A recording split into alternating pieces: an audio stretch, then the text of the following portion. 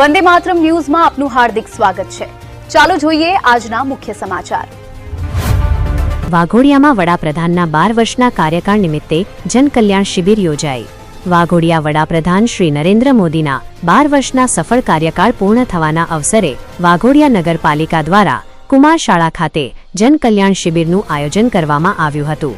સરકારની વિવિધ કલ્યાણકારી યોજનાઓનો મહત્તમ લાભ નાગરિકો સુધી પહોંચે તે હેતુથી યોજાયેલી આ શિબિરમાં મોટી સંખ્યામાં લોકોએ ભાગ લીધો હતો।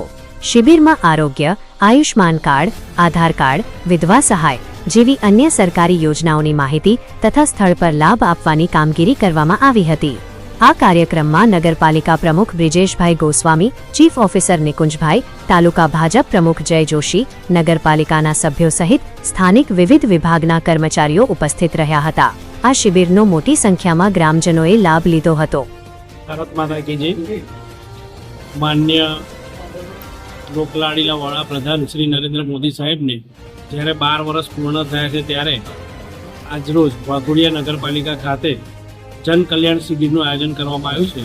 ત્યારે સરકાર તરફથી મળતી વિવિધ યોજનાઓ જેમ કે આયુષ્યમાન ભારત યોજના, નમોશ્રી યોજના, PM ઘર યોજના, PMJYM 5 લાખ વીમાવાળી યોજના, લખપતિ દીકરી યોજના, કલ્યાણકાર યોજના, આયુષ્ય એમ અનેક પ્રકારની વિવિધ ઘણી બધી યોજનાઓ છે જેનો આજરોજ વાઘોડિયા નગરપાલિકાની જનતા લાભ લેશે।